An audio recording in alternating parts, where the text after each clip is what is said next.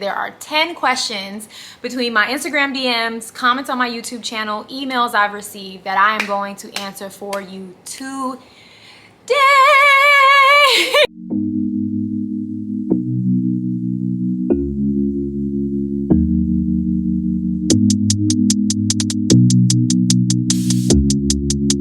Hi friends, and welcome back to my channel.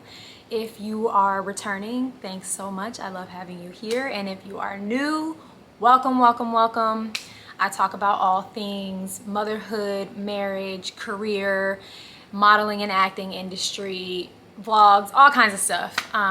Today we are going to focus on the long-awaited, and for me, kind of long-dreaded Q&A. If you are new here, or maybe you haven't watched my previous videos, I am a former talent agent. I'm going to give you a little bit of backstory, which will explain why I am answering questions today. I started off in the commercial print modeling and acting industry back in 2016. I had just had my daughter and moved from New York, Virginia to Atlanta. Long story. And I started teaching dance at a studio. I'm also a dancer, former dancer. I've danced pretty much most of my life, taught dance for about 15 years, from the age of about 15 all the way up until my 30s. And became a commercial and print model right after I had my daughter and moved to Atlanta in 2017.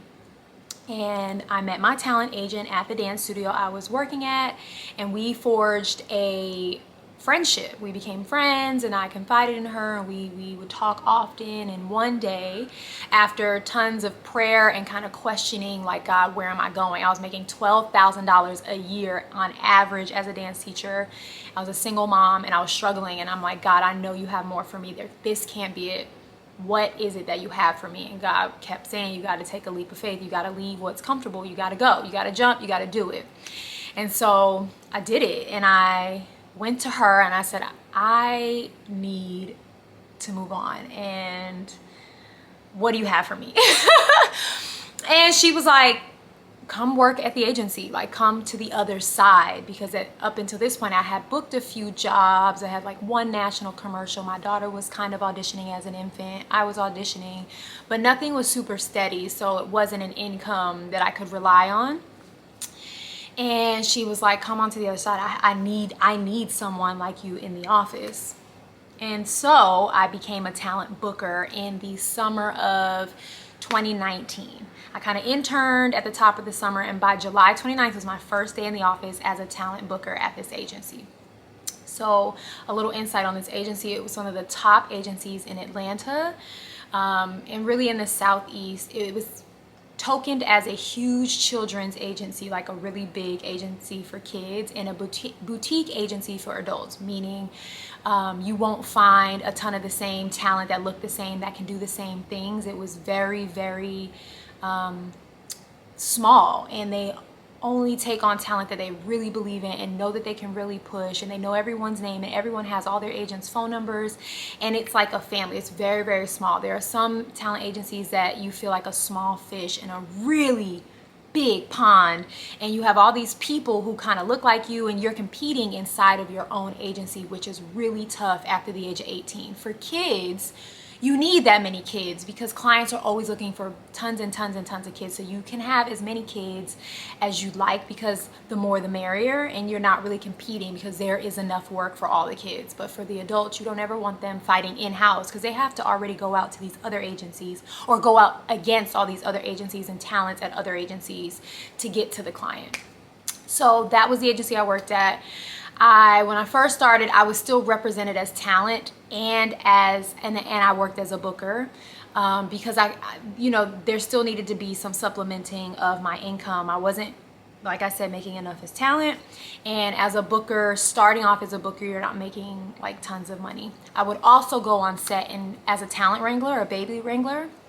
I won't get too much into that. If you don't know what that is, look into it. But I would be on set with talent, which was a great way for me to meet clients, meet talent, meet parents, get my face and name out there and just get on the scene. So I was working like 3 jobs in one, and I loved it. And so I went from being just a talent booker to a talent agent rather fast, which there's not a ton of difference, just more responsibility, more trust from my boss, the director of the agency. And I was able to handle clients a little bit more and talk to talent directly. That happened pretty fast. Like from July to probably September of October of 2019, I became a talent agent. And then in the spring of 2021, I became the director of commercials and lifestyle print at this agency. So I had a whole division. There is a difference between like fashion print and lifestyle print. And if you don't know what that means, do your research. I don't want to like keep getting off topic here. I'm just trying to give you some background. But yeah, so I became the director of my division and I was thriving and I loved it. And then things changed, life changed, and I had to move on. And I have more on that video of why I quit my job. A few videos back, I'll put it up so you can click it if you want to watch it. But yes, so here we are today. I am now still signed as talent to that agency, actively auditioning. I'm also signed to another agency down in Orlando, Florida. And I am auditioning nonstop. So I am now back on the talent side full time. And so I don't necessarily feel like I can answer all these questions from it. Okay, let me back up. And so still to this day, you know, because of my YouTube and I used to share a lot on my Instagram, I will still get tons and tons and tons and tons of emails, DMs, comments, asking questions about things from the agent point of view. And I don't feel like I am as relevant in that space anymore or qualified to answer the questions because the industry is literally ever changing. Something is changing every week, every month, every year. And so I don't ever want to give out wrong information or mislead people. But I do feel like there are some questions that I can obviously still answer because some things will never change. And I am still a part of the industry. And I still talk to my former agency that I worked at as talent. And now I'm a part of a new agency and learning the way they do things and in a new market, which is also really cool. So I do still feel like I can answer some questions, but there are some questions I just don't feel comfortable answering because I don't ever want to lead anyone in the wrong way. So with that being said, there are 10 questions between my Instagram DMs, comments on my YouTube channel, emails I've received that I am going to answer for you today. And my hope and my goal and my desire for anyone watching this is that you find the answers that you need. You find some inspiration, you find some hope, you find some motivation to follow your dreams or help your children follow their dreams, because I have a lot of parents that ask me a lot of questions because that was kind of my niche. So without further ado, let's get into the questions. All right, let's get started. Question number 1. I'm reading off my laptop, which is right off of my, and I'm turning off my. All right, question number 1.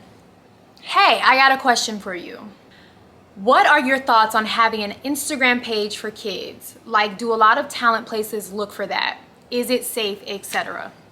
I wanted to start with this question because I think it's a great question, but I also want to answer it from a talent agent point of view and from a mother point of view. If you don't know, I have a 7-year-old and she is booked and busy. She books and auditions, if not more than me, exactly the same as me. She's been booking consistently since she was about, I'd say 5, and she's going to be 8 next month.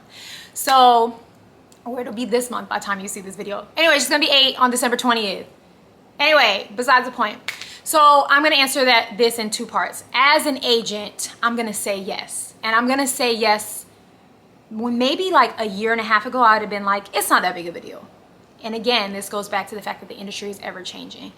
Increasingly so, it is becoming more and more important for your child to be seen and their work to be seen. And a lot of agencies, a lot of clients are asking nowadays, does your child have an Instagram? Just really an Instagram. They're not asking for a TikTok or YouTube. If you have it, that's good. You can say like, my child has X amount of followers on these platforms as well, but really Instagram. They're asking in submissions. They're asking if you're looking for an agency nowadays. An agency, when you submit to them on their website, they might ask for an Instagram. Like it's there nowadays. They're really asking for it. Clients might say, hey, does so-and-so have an Instagram? If so, can you send it over? So increasingly, more and more, it is becoming relevant and necessary. Is it required? No, you don't have to have one for your child. So yeah, I mean, that's my answer from a former talent agent side on today, November 29th, 2022. What do I think? I think you should have an Instagram for your child. I do. I think it's helpful if your child is booking. If your child is not booking and you just want them to be booking, there's really no need for them to have an Instagram. Don't create an Instagram and be putting up everyday silly things with their hairs on top of their head, they're wearing a diaper falling off. It needs to be relevant work. They need to be working and not like old Gerber work, like whatever the work is they have done within the last year, you need to be putting that up. Headshots, put all that type of stuff up. Any slates maybe that they've done in auditions, or if it's approved, right? Like if your agency is saying like, yeah, you can post it, you can typically post a slate. You might not be able to post an audition that has you saying lines that came from a casting agency that maybe came from a client that might air on TV. Funny story, I did a SAG commercial recently and I didn't get the job. And just 2 days ago, I was watching TV with my husband. I was like, those lines sound so familiar. I auditioned for that commercial. So again, like me getting online and posting that audition, I can't do that because these lines are relevant to what you're watching on TV today. So anyway, yes, should your child have an Instagram? Yes, if they are working and relevant in the industry, if they have current work that you need to showcase and put online. Again, there is no need to put personal things that are going on or like behind the scene things of them looking a mess.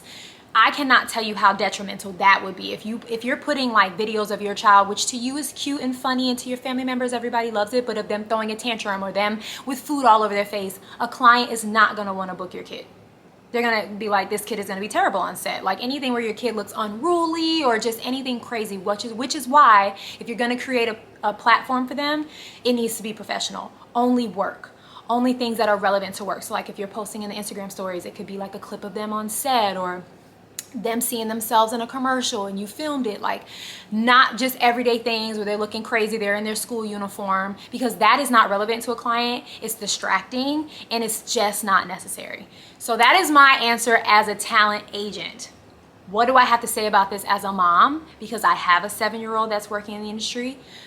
I have been really reluctant to make my daughter an Instagram. Right now, she has no platform. She wants to be on YouTube. We do things together on TikTok. I post her work on my Instagram, and it has been increasingly, I keep using that word, but more and more I have been like, I need to make her an Instagram because she's working and she needs to have one. So from a mother point of view, I will be making her an Instagram pretty soon. I probably will get us some updated headshots first and then, you know, go from there and then post her relevant recent work. So that is my answer as a mom. Do I feel like it's safe? And this is just a human thing. I'm not gonna answer this from one side or the other, but from a human thing. What I'm gonna say to you is the internet is a big, vast place. And there are people on the internet who wanna access the internet for things that are not so nice. So again, this is why you wanna make sure whatever you're posting of your child, you want the world to see. You don't wanna give anyone with ill intentions the opportunity to see your child in a way you don't want them to see them. Meaning keep it professional and it will be safe, because hopefully anything your child is booking, you're a part of and you are aware that it is safe. And a client would never put your child, a legit, reputable professional client would never put your child in any kind of detrimental, inappropriate ads a la Balenciaga. So that is what I have to say to that question. It is a phenomenal question. And again, I mean, as a parent, I've gone back and forth with it for years. My daughter's been now in the industry working for 3 years and she hasn't had an Instagram, but I am seeing now, she just signed to her 3rd agency. So she has 1 in Atlanta and 2 in Florida. And her most recent agency that she signed to, some of the paperwork was asking for her Instagram. And I'm like, all right, now's the time.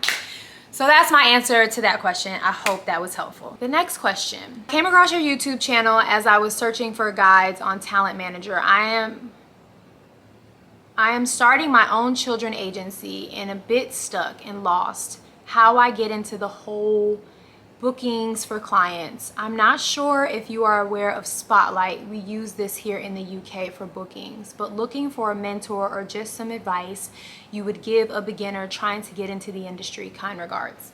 Okay, so number one, no, I have never heard of Spotlight. I've never worked internationally as a talent agent, so I've never done any work in Europe or the UK. I have gone to Paris and taken some meetings for the agency I worked for, but that's the extent of my experience outside of the southeast of Atlanta, honestly.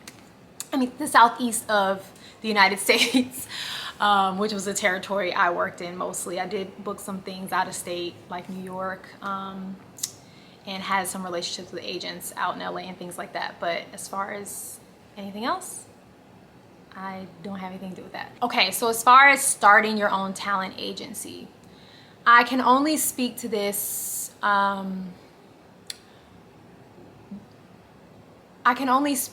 topic by what I know from my former boss who started the agency I worked at. I did not have my own agency. I did not start my own agency, and I didn't come on with her and she was just getting started. She had very much so already established, especially the children's side of the agency. I will say I came on and helped grow everything more, especially with the adult side of the agency. What I know from her story is she was also a former model, pretty big model throughout the 90s, early 2000s. She was booking consistently commercials and lifestyle print in the Southeast. And when she kind of took a step back, she had twins, she took a step back, and clients and casting agencies started reaching out to her because they knew she had a network of moms, a network of friends, and she had access to a lot of beautiful kids, essentially. Like, she just had the network. She knew a lot of people, and so they started reaching out to her, and she looked up one day and she's like, I'm doing agency work. I have an agency. Like, she's now making calls and sending emails, sending people to castings, and it kind of organically grew into what she had. What I would say today, and this is just my advice, there's probably a million ways to go about it, but try to think about starting in management and just find one talent, one person. And of course, you have to know what you're doing. You have to be connected. You have to have networks. You have to be able to access the things that your talent would be looking for. So if they want to be an actor, you have to have access to the acting industry and casting offices and directors and producers in your area. And so if you don't have that, then I would start with going to that, trying to seek out events and meeting people and how you can get on the scene before you even try to represent someone who is looking to get on the scene, because how can the blind lead the blind? Can't do that. So, but I would say maybe try to start in managing one person, or, maybe social media is a huge thing.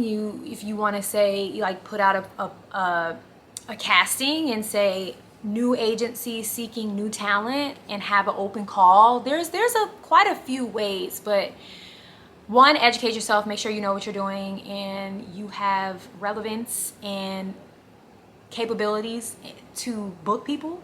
And then two, start somewhere, and it doesn't have to be a huge place. So you can find one talent and just focus on managing them. Learn their goals, learn their talents, learn what they want to do and push them towards that, help them towards that. Or start something really small, like I said, and post on social media, new talent agency. Make sure it's all legit. You need to have at least a landing page if you don't have a website, have an Instagram, have an LLC. You need to have all the things that make you credible, because nowadays with Google, anyone can Google to find out if you're credible. And any good talent or good parent of talent, they're gonna Google and seek out, is this person credible, before they say anything to you. Be as authentic and professional and legitimate as you can. Meaning, don't ask people for money. Don't show your face card if you don't know what you're doing. But yeah, I mean, again, that's as much as I can get, because I didn't start an agency. I came on into an agency that was already well established and well known. But that would be my advice. So good luck to you in your pursuit of agency owning. All right, the next question. This one is a long one. They went on to tell me their name. I came across your YouTube and I saw that you have an abundance of experience when it comes to applying for agencies. I am a dancer and I also sing, and I desire to one day be a part of Rihanna's Savage Fenty show, one day as a dancer. I researched and I couldn't find any info at all online regarding casting, so I assumed that I would have to be booked through an agency. Would you happen to have any insight or any tips that could help me move in the right direction towards achieving that goal? I was nervous to ask, but my mom always told me that closed mouths don't get fed, and I saw that you don't mind spreading knowledge through your YouTube channel. Praise the Lord, closed mouths don't get fed. So good job on you for asking this question. I think this is a great question. So number one, I have not been a part of the dance industry for quite some time. Probably, oh my gosh, I can't even think of I had my last dance gig was January 2020, right before COVID. I did a music video for Pitbull and Blake Shelton that also was, it dubbed as a music video and a Boost Mobile commercial during the Super Bowl, which was amazing. And yes, I did this job while I was still a talent agent, because I did tell you guys sometimes I was still booking jobs. That was my last ever professional dance job booking. And the dance industry, if you think the acting and modeling industry is ever changing, the dance industry is ever changing. Dancers are recycled because your bodies and just the wear and tear on dancing, like the dancing industry styles are always changing. Like it's always changing. But I have two best friends that are in this industry and they work their butts off and they are working nonstop. So I still have my ear to the wall in that way. But I'm going to give you the best advice that I can. So the first thing I'm going to say to you, as far as a dance agency, do you have a reel? Do you have a reel? An R-E-E-L. And this goes for any actor, honestly, any actor or dancer, but you need to have some type of footage of your dance capabilities, your dance work, if you have worked. And it doesn't have to be super professional. If you've done community theater, if you've done, you dance somewhere in a troupe or something like that, you need to put together some type of dance reel to show your talent. That's number one. Two, do you have social media? And is your social media reflective of you being a dancer? If I went to your social media right now, I'm like, oh, she's a dancer, she dances. Or is it just a bunch of random stuff? Number three, as far as finding a dance agent, you're gonna need those things because your dance agent is gonna wanna see those things. It's, again, I don't know 100% about the process of submitting to dance agencies, but I can assume it's pretty similar. You go to the website and you submit your work, your headshot to the agency, and they're gonna be like, oh, this person can dance. But if you don't have the materials to show them that, they're not gonna know. Another huge way dancers are booking, and this goes to speak to the Savage Fenty question. If you have a social media account that shows you dancing, tag every agency you want to be signed to. Tag every client you want to work to. Savage Fenty, I believe, finds a huge portion of their talent, meaning their ambassadors, their models, off of Instagram. They don't hold castings that I know of, and this is just like my ear to the ground again. Like, I'm not sure. But for example, one of my best friends, we've been best friends since high school, she is a dancer and she is booked and busy. She's a choreographer, she's a dancer, she's a photographer, she's a creative director. She is huge on the scene. And one of her goals is to work for Savage Fenty. And you wanna know what she did? This was like 2 months ago. She put together a whole production of about 20 dancers, a film crew. She rented a space and she filmed a concept video for Savage Fenty for what she felt like would be the next thing that Savage Fenty did. And it was incredible. And she tagged everything to do with Rihanna, everything to do with Savage Fenty, everything to do with anyone who's ever worked with Rihanna that she knew of, any choreographer, director, stylist. She tagged everybody, and then she told everyone in the comments to tag them as well to get attention. And she does this often, and sometimes it's worked for her. She's ended up working with these people, and sometimes it hasn't worked yet. But let me tell you something, and that is the best thing about the dance industry, is the creativity. You can get online, and Paris Goebel was really big for this. She did this with Sierra, Justin Bieber. She would create concept videos with like massive amounts of dancers, and she would choreograph and creative direct these huge productions on her own, of her own dime, her own time. It wasn't paid for. She wasn't sure who was going to get their eyes on it, but she would put out this content and put out this material so people could see what she was capable of. And now this girl choreographs for everyone, like all the stars. It's amazing. So My advice would be to put yourself out there, tag, stay relevant, stay on top of trends. Like, we're in the world of trends. So TikTok, stay on top of trends on TikTok, songs that are trending, songs that are big right now, and create to them. And then tag.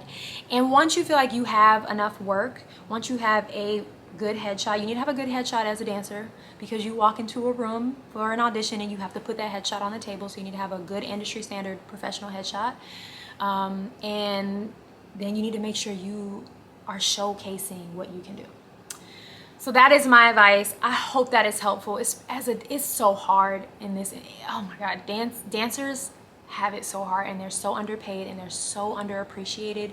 And I make sure I tell all my dance friends all the time how amazing I think they are, because that industry is cutthroat. But you can do it, but you gotta be willing to do it. And especially this day and age, in the social media day and age, you can't just be a good dancer anymore. You can't just be a good dancer. You have to have style. You have to have personality. You have to have creativity. Like, what? And if you don't feel like you're ready to do that, then go be a part of something. Find a dance community, a dance group that will open their arms to you. Go. When I was coming up dancing, we would intern at the top industry studios in Atlanta, like intern, like sweeping the floors, wiping the mirrors, cleaning the bathrooms, so that we could get free classes. Like my friend that I'm telling you about, we would do that. We would get free classes, because we were broke. We couldn't pay for classes, so that we could be on the scene. We were meeting all the top choreographers, taking class from them, talking to them in between classes, because we were there all day. So go insert yourself in the industry, make your face known, and dance your butt off. That's what I'm gonna say. Very good question. All right, next question. Just not sure where to start with a baby. Keep watching for job posts and send photos, ?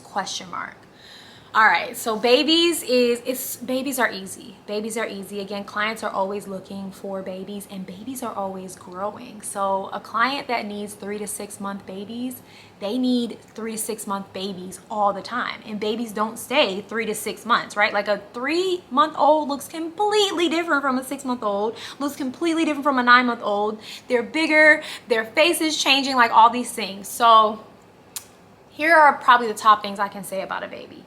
You don't need to go pay for professional photos. That's number one. Put that baby on a couch that is got a clean background, or lay a blanket down. Put them in a white onesie. Stand over them, because they can't sit up yet. If they can't sit up yet, rather. Put your phone on portrait mode and make that baby giggle and get good snapshots. That's all you need.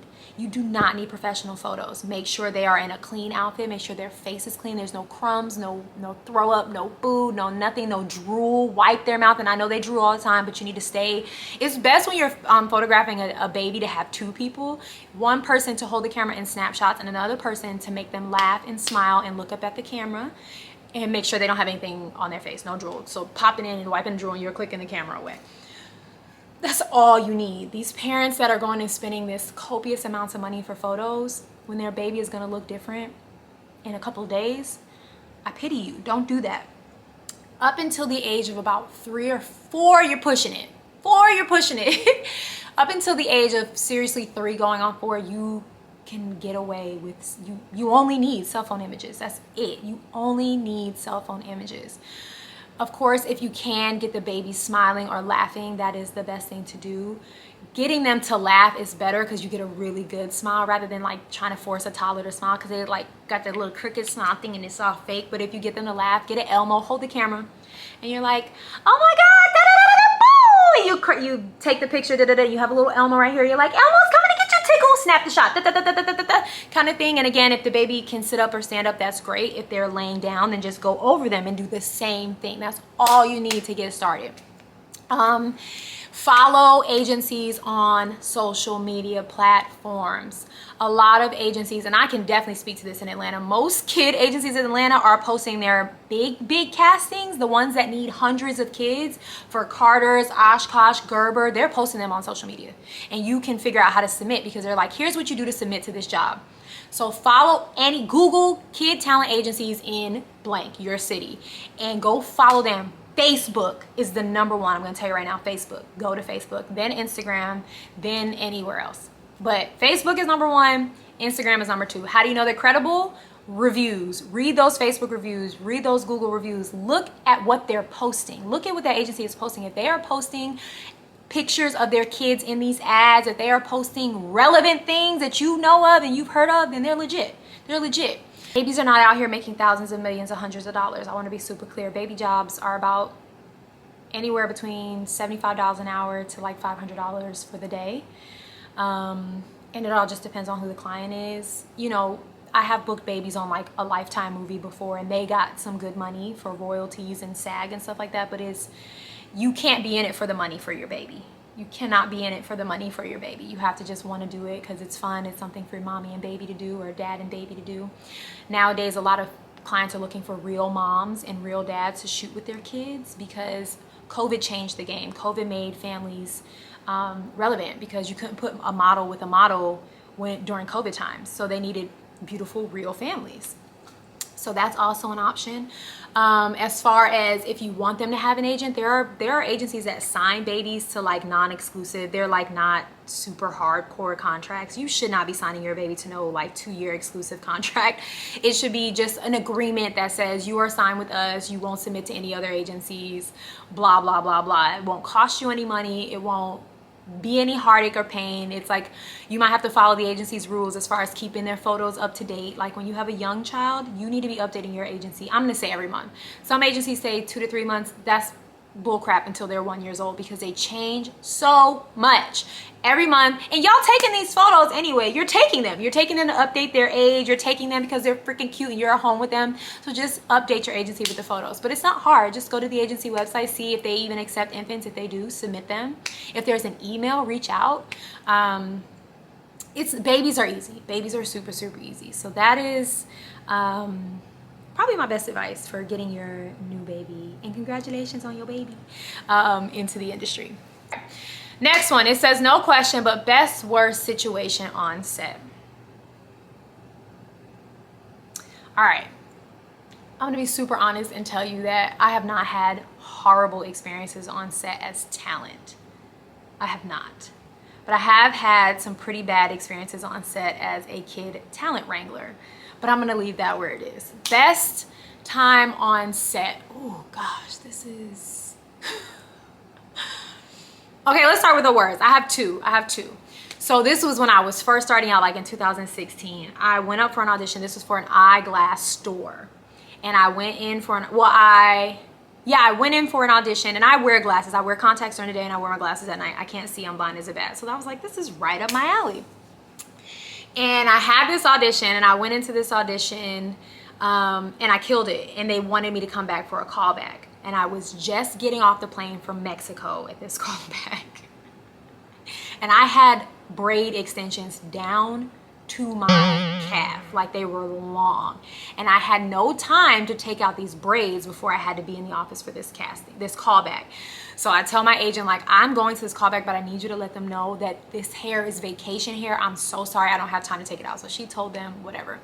I go to the casting, and the client was at the casting. And I could tell as soon as I walked in the room, he was like, no, I hate her. Like, no, why would she come in here like this? I'm like, oh my God, please. And I'm like with their glasses on in the thing, telling them like, I did not know this was gonna happen. I went on vacation. I auditioned before I vacation. I got the call back right as I'm coming home from vacation.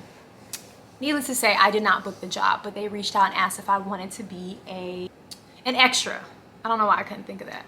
So I'm like, of course, like, let me just get on set and be in front of these people, get in their face and show them what they missed out on. So the girl who ended up booking the lead role, beautiful girl, she was so nice, booked this job, got there. They put me in the ugliest muumuu Medea looking dress. It was so ugly. It was so ugly. It didn't even fit me, so they belted it. And then I wore black combat boots with this like red crossbody purse. And I felt like they were punishing me. I felt like a joke. Like I felt so ugly. And like, it was terrible. It was terrible. But I did the job, and I was grateful for the job, and you know, moved on. But it was a lesson to myself, like, take them braids out. And this was before, again, COVID, and the industry has changed so much when it comes to inclusivity and accepting people of all different walks of life with all different types of hair, body types, all types of things. The industry is way different now. So maybe if this was now and not then, it would have been different, but this was back in like 2017. So that's one story. And then my other story, this was my first national commercial, and I was an on-camera principal. I was OCP, baby. And another funny story, I booked this job and got to set, and a girl I went to high school, she was our class president, was also one of the principals in the commercial. And I was like, what? Hey, girl. Anyway, off topic. This was my first like real job, and at the time my skin wasn't that great. Like I had like I didn't have like bad acne, but my skin was not, I didn't have a skincare routine. I knew nothing about skincare. And the makeup artist, who was such a nice lady, but she killed my spirit. I sat down in the chair, she was like, you're not gonna book with skin like this. And I was like, she's like, yeah, you have to do something about your skin. So shout out to her for shooting me in my soul, but also for teaching me about skincare, because when I left that set, you bet your bottom dollar I went and spent the money I didn't have, probably didn't eat for a week, and I went and bought some skincare. So thank you.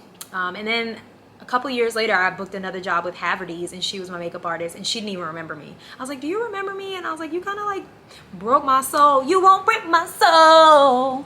And she was like, no, I'm so sorry. And I was like, no, don't be sorry. You were brutally honest, and I needed it. So those are probably two like horror stories from jobs. The best one, oh gosh, probably Sea Island. And this wasn't that long ago either. This was last summer.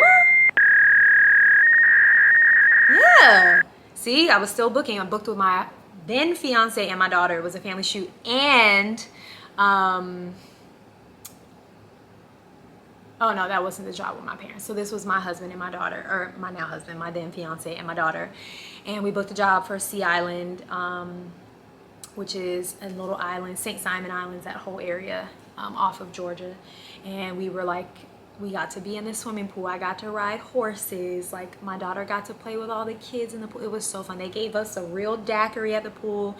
It was just one of those jobs where like it didn't feel like work. Like we were lounging on a beach chair on the beach, and like it did not feel like work. So I probably have some other horror stories about hair with my daughter, which I won't even go into, but ooh, child.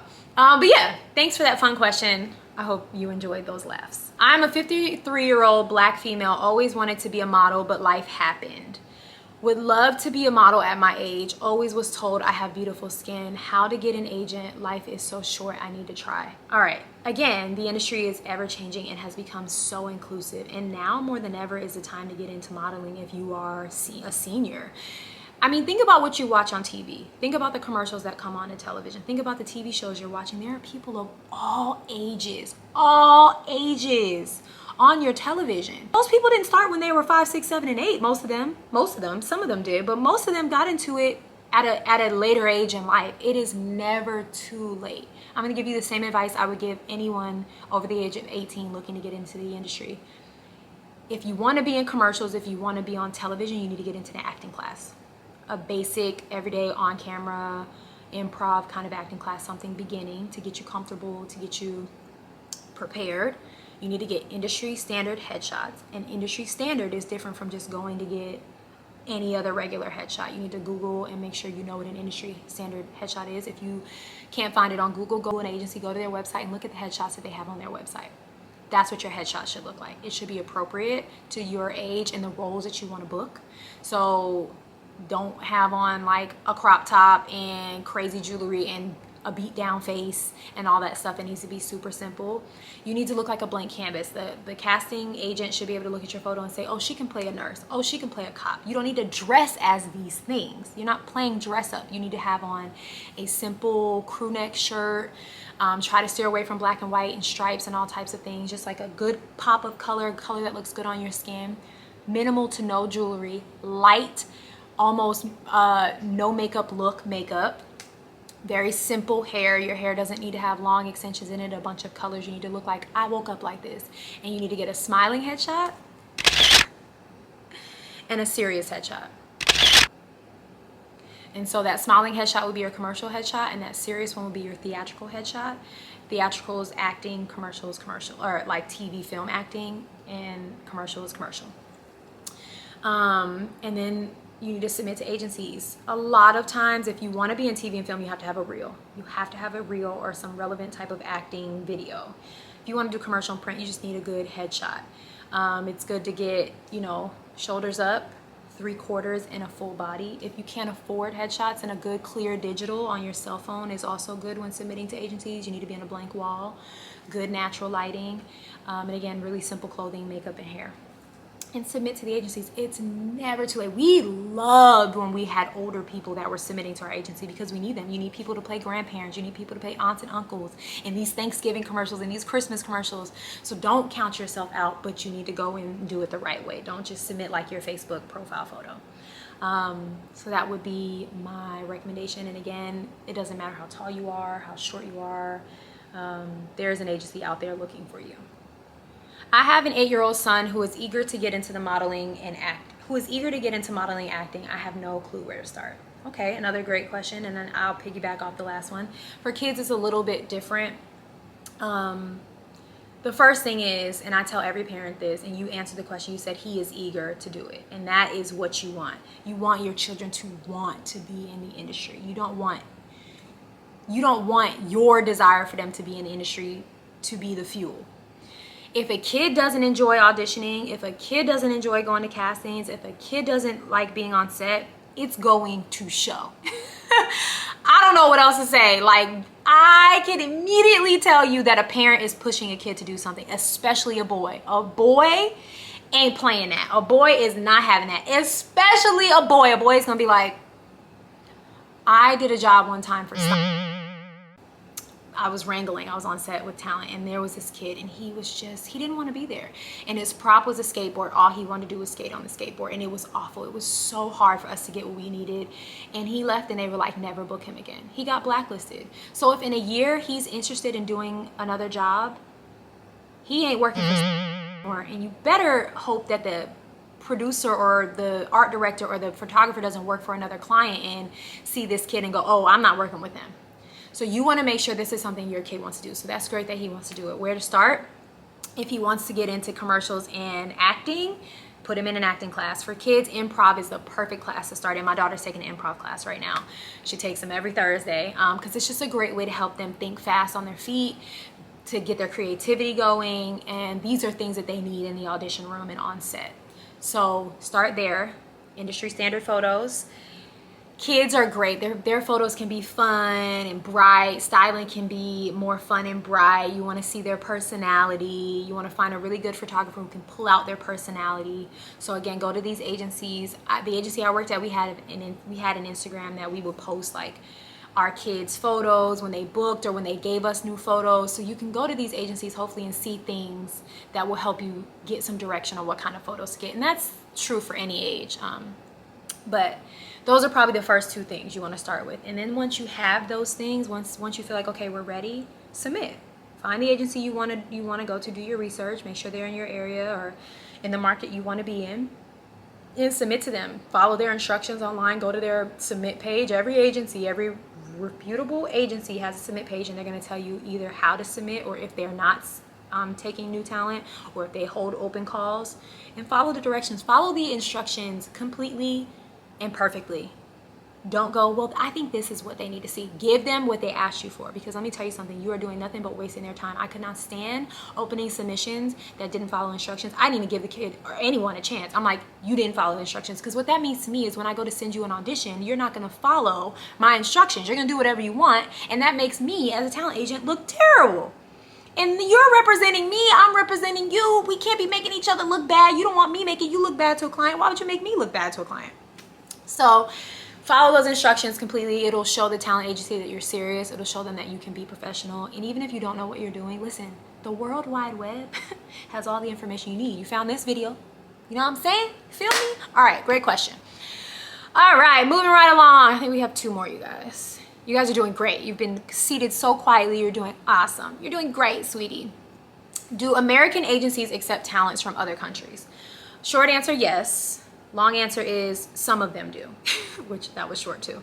Again, they'll tell you on the website if they are accepting international talent. most agencies that accept international talent are going to be those high fashion agencies, because they're going to want girls from Milan and Paris and all the other places. When it comes to commercials and lifestyle print, that work is pretty local, and it's not worth you flying here for that work. So that is my answer to that. That's a really good question. But again, if you're not sure, you want to know, they'll tell you on their website. So just go look at them. All right. This was an email that I got that was pretty specific, so I'm not going to read the email, but I'm going to speak to the question. And the question was about a client being legit. How do I know a client is legit? How do I know an agency is legit? How do I know a casting office is legit? How do I know a casting is legit? Again, the World Wide Web is enormous, and it is so easy to put in a Google search, is this legit? Go on Facebook, read reviews, ask questions. If someone is reaching out to you about a job, ask as many questions as you want. Email them back, reply all. And thank you so much for reaching out. I do have a few questions before I can give you a final answer. Please find my questions below, and I look forward to your answers. And list them babies out. I don't care if it's 25 questions, list them out. Make sure your spelling is correct, make sure your grammar is correct, make sure it's professional and it's kind and it's gracious, and you say thank you for the opportunity, but ask your questions. If you can. If you can't, then do as much research as you can, and my number one response to you is going to be follow your gut. You are going to know. If immediately a red flag pops up, it is for a reason. Trust your gut. Trust your gut. Trust your gut. Trust your gut. That's really all I have to say about that. I think, especially as a parent in the industry, you feel it in your spirit, this ain't right. I don't want my child to do this. And if you're just not sure, I promise you there's a mom out there in the comments like, stay away from this casting, stay away from this agency, they asked me for $1 million. Like, just read, take a little bit of time and do a little bit of research, and you'll figure it out. And if not, sometimes you just have to walk away from an opportunity if you don't feel 100% about it, and find peace in that and be okay, because it's much better than getting into something and you're getting there, like physically getting involved, and you're like, this is terrible. All money ain't good money. All opportunities aren't good opportunities, and you have to be at peace with that. All right, so you guys, you got me to do it. You got me to do a Q&A. I am happy to do these. I am. I don't mind it. I just want to be super clear that I am no longer a talent agent. I was a talent agent for 3 years. I loved my job. I loved all the things that I learned, all the people I got to meet, all the opportunities. I'm so grateful for that time in my life, and it is why I'm so open and willing to share with you my experiences and my thoughts. I just always want to do it from the right place and never steer anyone wrong. So I pray and I hope that this was helpful. It was educational, it was motivational, it was aspirational, and that you got what you needed. I hope I answered your questions. Leave more questions below in the comments. Go watch all the other videos I have in my Industry Tea with B series, where I answer all kinds of questions. I talk about how I became a talent agent. I dive into what to do to submit for jobs. There's all kinds of information there. So go watch those videos, y'all. Please like, comment, share this video with any talent or mom or whoever that you feel like this could help. And come back for the next one, guys. Until then, see you later.